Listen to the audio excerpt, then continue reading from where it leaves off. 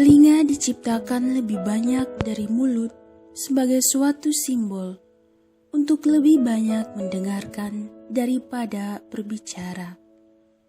Akan tetapi kebutuhan untuk didengarkan membuat orang lebih banyak menggunakan lidah. Orang sulit untuk bertahan dalam mendengarkan orang lain.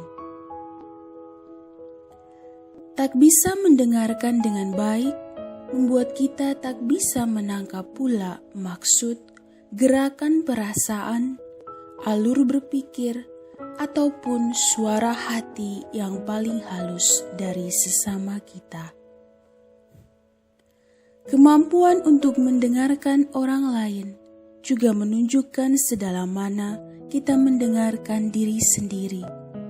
Kesanggupan mendengarkan suara hati sendiri mengungkapkan sejauh mana kita dapat menangkap suara Tuhan yang hadir dalam keheningan. Perkataan Nikodemus dalam Injil hari ini, apakah hukum Taurat kita menghukum seseorang sebelum ia didengar dan sebelum mengetahui apa yang telah dibuatnya? Bermaksud menyadarkan orang Farisi dan imam-imam kepala. Mau menyadarkan bahwa mereka bisa mengenali siapakah jati diri Yesus sebagai Mesias, mereka harus memberi diri untuk mendengar. Memberi diri artinya melepaskan dulu ego, pendapat sendiri, cara pikir sendiri, untuk masuk ke dalam wilayah berpikir, merasa, dan situasi orang yang didengarkan. Mempertahankan pendapat membuat mereka mendengarkan dengan lidah, sehingga telinga sebagai indera maupun telinga hati menjadi tuli untuk memahami maksud Yesus, memahami kebenaran yang ada dalam firman-Nya.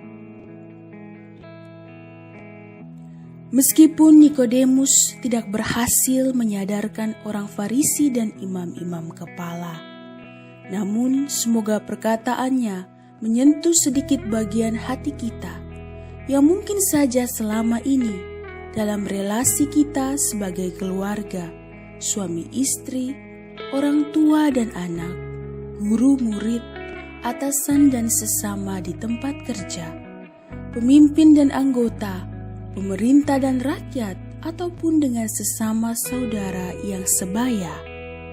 Kita lebih banyak menuntut untuk didengarkan, lebih sering menyelah pembicaraan, lebih suka fokus memikirkan jawaban yang akan diberikan saat mendengarkan sesama, dan bukan pada apa yang ia bicarakan dan ia rasakan. Mendengarkan memang butuh suatu pengorbanan.